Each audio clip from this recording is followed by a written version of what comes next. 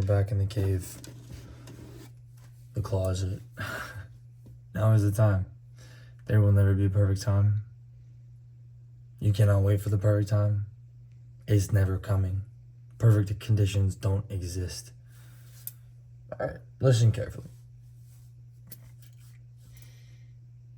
As a man, there's something you have to realize, and you probably hear this online a lot, but it needs to sink in to your soul today. Nobody is coming to save you. Nobody. Not your parents, not your friends, not your homies, not your girlfriend, not your boss, not your teachers, not your education system. Nobody's coming to save you. It's just you in the cave. There's that one voice, the enemy, and there's that other voice, the calling. And that's it. And you got to deal with that. And you're out here in the cold. You could sit here forever. You could freeze and die and let those dreams die inside of you and nobody would notice. Or you can move up. You can move out. You can move forward into the world and go build your life. And other people, they might not want to do that. They might not have the guts to do that. They might not have the resilience to handle that. But you've been training for this your whole life. You're built for this. You're built for more. That's what I fundamentally believe about humans, is that we're built for more. And that we have a whole lot more within our brains than we can possibly realize.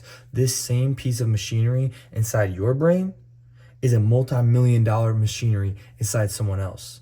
It's the same piece of machinery. It's a brain and it's a body. Some people use that and they leverage that and they build that. They compound and expand that. Other people let that asset die, and it's your number one asset in your life. So that's the first thing. And this is not a hit on your value in the world. You're made in the image of God. That's what I believe. This is an analogy about your dreams and about the assets and the things that you've been given in life. And like, are you going to use that or are you going to let it die? That's number one. Number two, when you want to do something new, when you want to do something different, when you want to do something higher, when you see something beyond the current level of your circumstances, is going to pick up extra noise. Because the current level of your circumstances is telling you one version of you, and your vision is seeing a different version of you. And in order to make that shift, you're going to have to go in faith.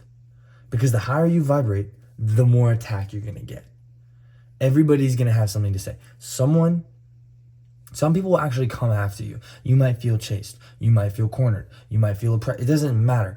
At the end of the day, your circumstances are always going to tell you that you're stuck. That your circumstances are liars. They're always lagging metrics of where your life has been. They're not leading metrics. This is where you have to go in faith, because the future outcome is not something you can see right now. It's something you do right now. So instead of writing on the wall, oh, I need to make $10,000 a month, what would you actually go do? What would you actually go out and do to bring that to life? Those are the metrics that you need to be focusing on, is the input side, not so much of the uncontrollable outputs of like how many outcomes you get per action. That's why we focus on action. And it's not just have faith and hope it gets better and be like, oh, God's going to provide. You do faith. You grind faith. You move faith. You activate faith. Faith is not this passive idea where you just hope that the future is better if you just, keep going through life. It's knowing that right now you're destined to do something great with your life. And the enemy is going to do everything in its power to keep you off that path.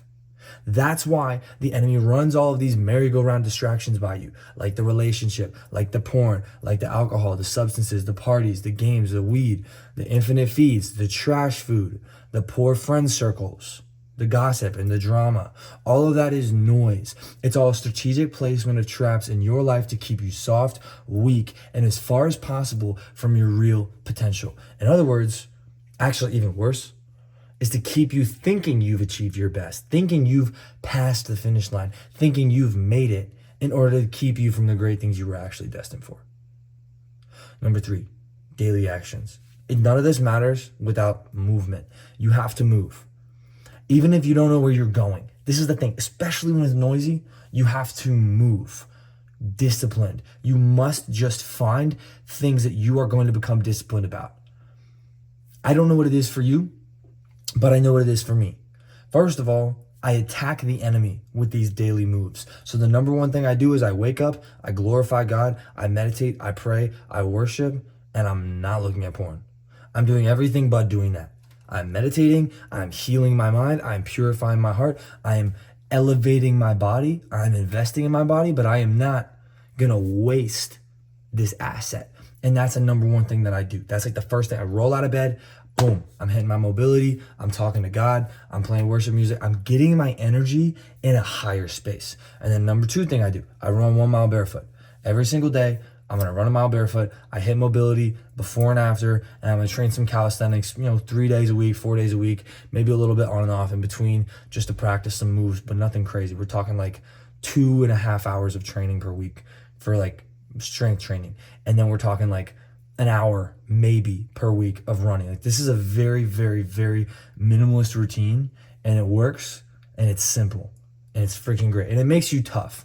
The whole point is not just like doing it to say you did it. It's doing it to build that internal deposit of confidence that every single day I do something difficult, every single day I do something I don't want to do, I'm building that AMC in my brain, that anterior mid cingulate. It's a really long word for a boy from Southern Maryland, but that's the point. You're building that willpower muscle inside of your brain that says, I can do hard things, I can do things I don't want to do, and it doesn't matter what's going to get in my way. I'm going to do it anyways. All right. That's number 3. Oh, actually, there's some more to that. I would do 1,000 words. I make one better video every single day. I study something. It's just, I need to study a skill set that I'm going to learn in the next 3 years. I've got to be studying it now. I got to build my curriculum. I got to pretend like I'm a student, and my lifetime job is to be a student of the game, of success, of whatever skills I need to make cash flow happen. That's it.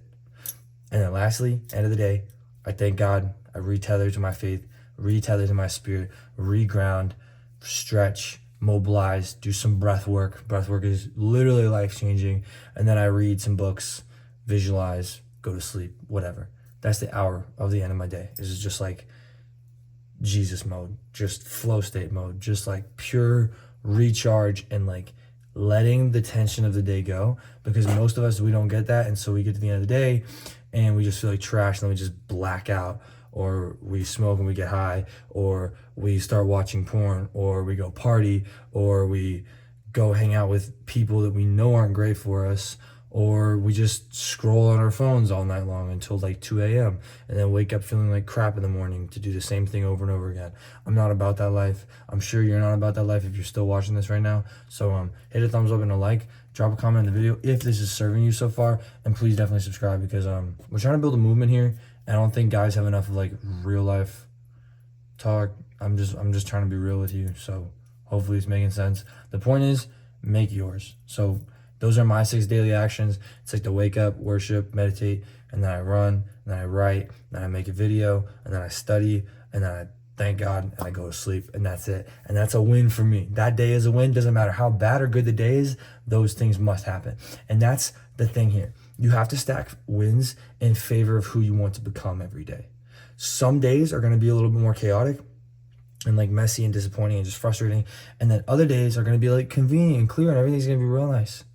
But the reality is, the real test comes when you're in the dark, when you don't know what you're doing other than you need to survive, when everybody's forgotten about you, when you're on your own, when nobody cares, when the enemy's knocking on the door of your mind every waking moment of the day with lies, temptations, excuses in your ear to keep you off the righteous path. That's what it's going to do. It's going to try to keep you off the path. And those are the days when you're tempted the most. It's those days when you're at your weakest, when you're hurt the deepest, when you're scared and you're uncertain, that you find out who you really are.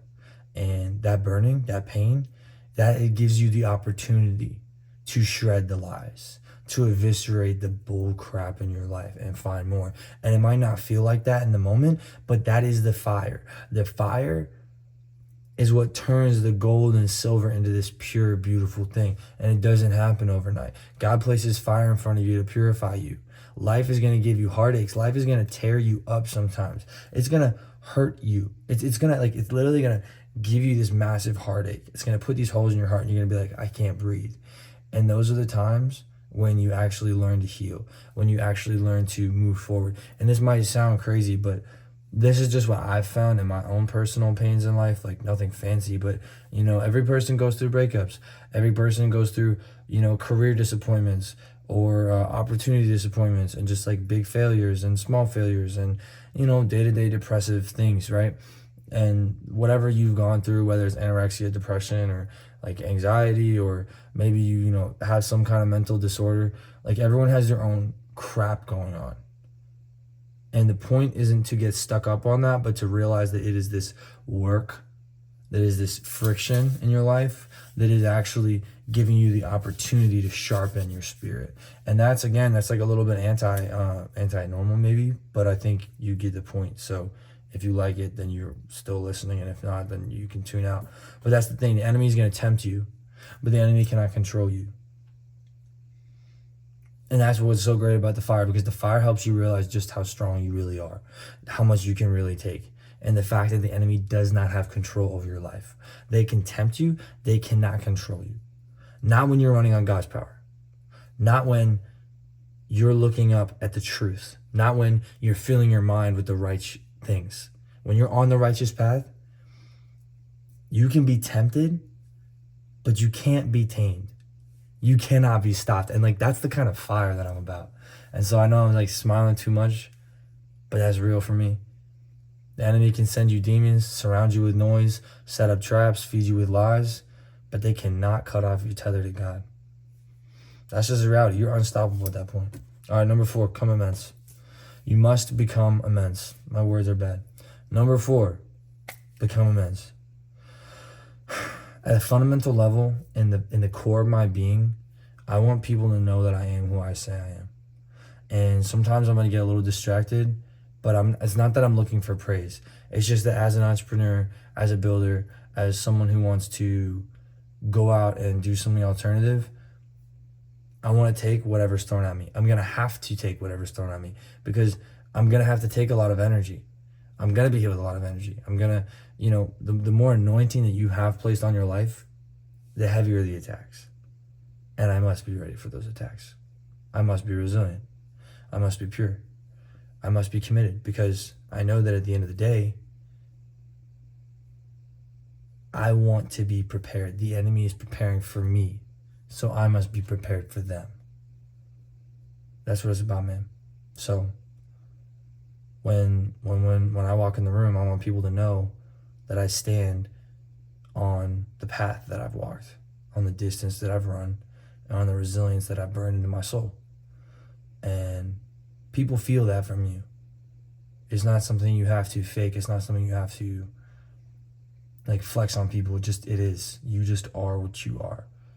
And you can change that, but when you walk in the room, people know the integrity of your soul. They do. There's a weight to it. When there's no integrity, all the parts of you as a person are just scattered. When there's integrity, everything's aligned. You're present. You're here. You're strong. You're called. You're focusing on service, and you're focusing on excellence and growth and skill set. And no longer are you just a robot in society that is doing what everybody tells you to do, but you're actually built off your own path. And when you know where you come from, when you know what you've persevered through, when you know what you've survived, and when you've downloaded that into your identity, a different version of you shows up. I like this phrase. I don't know if this is going to make any sense, but talk is temporary. But that resonance that you occasionally will get with people, that's the real stuff. That's what you remember. Most talk is just cheap. It's just fluff. It's just out there, passing words. Every once in a while, though, you'll catch these glimpses of your potential. You'll catch that resonance. You'll catch that different energy. And when you find that, you have to download and integrate that into your being. Because if you forget that, what's going to happen is you're going to get caught up in the noise. And you're going to get caught up in the noise anyways. but you're going to get extra caught up in the noise, because guess what? There are so many people that are going to see what you're doing. They're going to see what you're going after, and they're going to say that you're crazy, you're unqualified, you don't have any credentials, you won't be able to handle it, you're not ready, and so on and so on and so on. And you're going to fail. And it's going to be embarrassing when you fail. Not if you fail, when you fail. And they simply haven't walked your path before, or they see you walking your path and it makes them uncomfortable, or simply they just don't understand where you're coming from. They don't understand who you are. They don't understand what you've been through. They don't understand what you know. They don't understand the same context of information that you have. And that's fine. It's fine. That's normal. That's to be expected. Everybody's going to have a say. Everybody's going to have some judgment. Everyone's going to have some questions. And you cannot expect to not get noise when you're walking a new path. That is a given. It's a fact, so you must accept that. Okay, and lastly, just a little perspective check here. Remember this. When you're hit with the judgment, the discouragement, the loneliness, the despair, the disappointments, the lies about your potential, the negativity, the drama, the unhealthy peer groups, the noise, I think I already said that, but like noise on social media, noise like the temptations in your brain, like the pornography, drugs, partying, whatever it is, there's all this crap that's going to try to get in your way. Remember where it's coming from. Remember that the enemy is just trying to distract you from that line, that righteous path that is so much better than anything you could possibly imagine, that the enemy is just trying to do everything in its power to keep you from that, because it knows how great that really is. And if it wasn't something so great at the end of that trail, the enemy wouldn't be trying so damn hard to keep you off of it. It wouldn't be so valuable. But the truth is, when you're on that valuable path, when you're doing something great with your life, you're going to get attacks. But remember that it's in the cave where kings are built. It's in the fire where silver is forged. The pain is going to be real. It's going to suck, but it's temporary. It does not control you. And it's worth it for the fruit on the other side. That's all I got for you today. I love you. Righteous grind. Stay strong.